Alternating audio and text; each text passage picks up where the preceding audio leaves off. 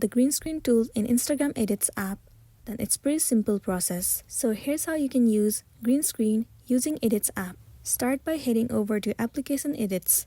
Make sure you are logged into your specific account. Move into any of the video or import the video that you want to use it for the background.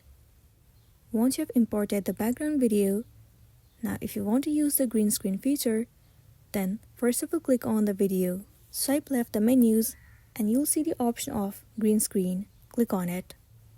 Simply click on continue at the bottom of the screen. The background will be available to you. Now you have to position yourself appropriately and press the record button to start filming with the new background.